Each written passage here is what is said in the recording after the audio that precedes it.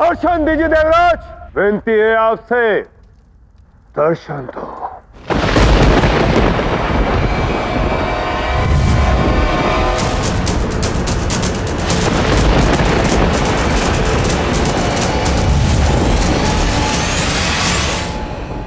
प्रणाम इंद्रदेव। इंद्रदेव, जब देव ऋषि नारद ने मुझे आपकी शक्तियों के बारे में अवगत कराया, तब मुझे आभास हुआ कि आप कितने बलशाली हैं।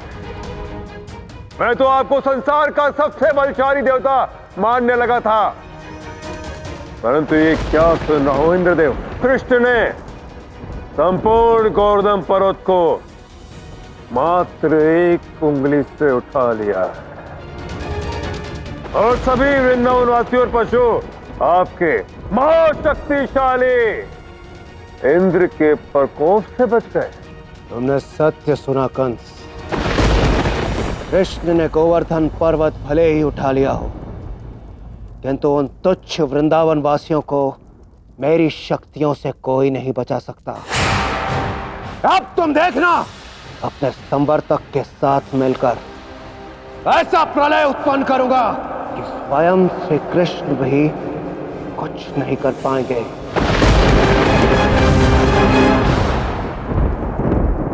इंद्रदेव का आश्वासन, बस यही तो चाहिए था महाबली कंस को। अब तो कृष्ण का अंत निश्चित है।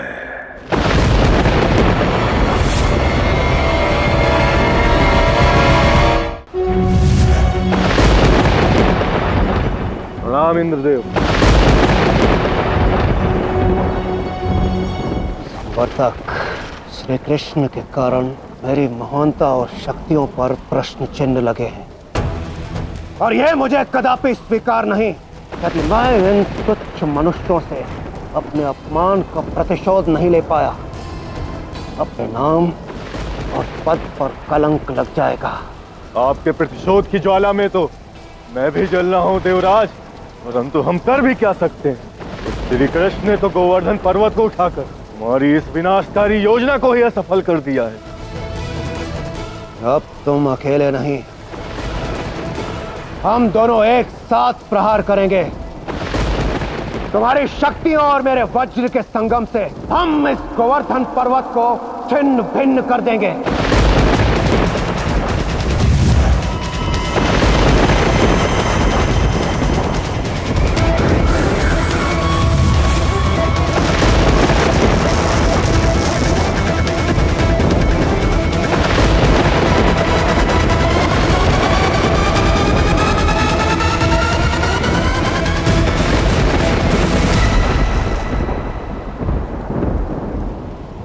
कदाचित ये इंद्रदेव किसी अन्य विनाशकारी योजना की तैयारी में जुटे। अब तुम क्या करोगे कान्हा?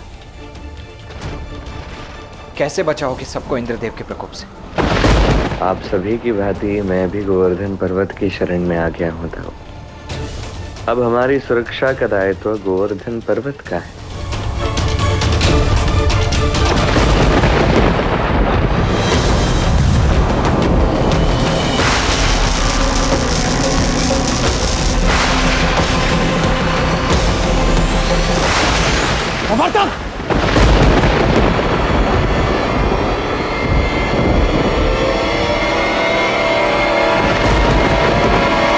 देखिए आप सब, वर्षा थमने लगी है।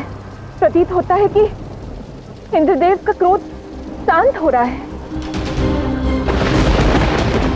मैया को कौन समझाए कि ये इंद्रदेव इतनी शीघ्र पराजित होने वाले नहीं है। वृंदावन वासियों, संवर्तक की पराजय को अपनी विजय समझने की भूल मत करना।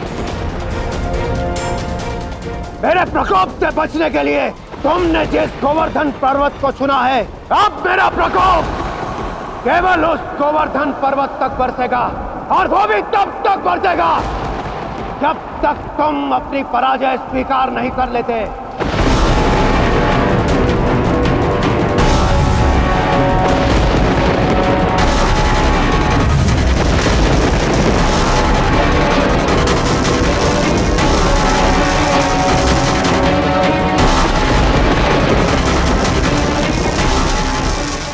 तुच्छ वृंदावन वासियों, गोवर्धन पर्वत की शरण में आए हो ना?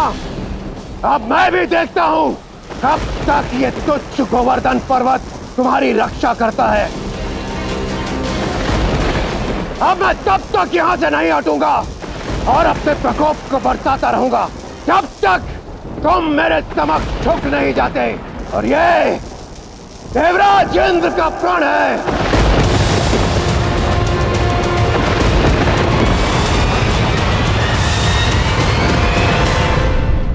महादेव, असहाय मनुष्य को हानि पहुंचाने का प्रण लेकर इंद्रदेव देवराज कहलाने के योग्य तो कदापि नहीं हो सकते, क्योंकि देवता तो वो होते हैं जो अपने धर्म और कर्म से सबका उद्धार करते हैं।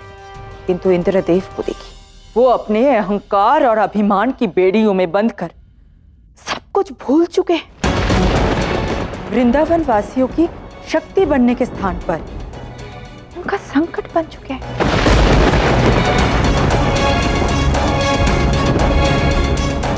महादेव, ये प्रलय और कब तक चलेगा? श्री कृष्ण तो इसी भांति पर्वत को उठाने में सक्षम है, किंतु वृंदावन वासियों का क्या? वो सब कब तक इसी भांति गिरी के नीचे रहेंगे? ये समय वृंदावन वासियों के धैर्य के टूटने की प्रतीक्षा करने का नहीं, ये समय है इंद्रदेव के अहंकार के टूटने की प्रतीक्षा करने का। और जब तक देवराज इंद्र के ज्ञान चक्षु नहीं खुलते, तब तक मेरे आराध्य श्री कृष्ण गोवर्धन गिरी को इसी प्रकार अपनी एक अंगुली पर उठाए रखेंगे।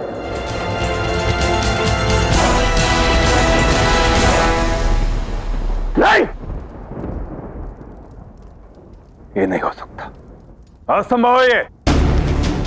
तुम और तक जैसा बलशाली उस कृष्ण से पराजित नहीं हो सकता। महाराज, यही सत्य है।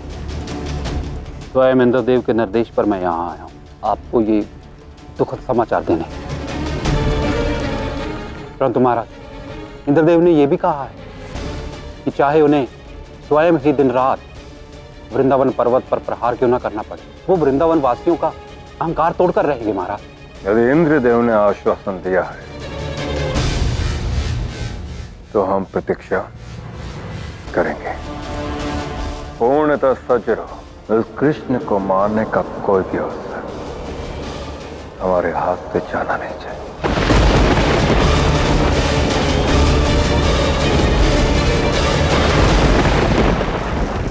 मैंने अपनी संपूर्ण शक्तियां अर्जित कर ली हैं। अब वृंदावन वासियों को मेरे समक्ष झुकना ही होगा।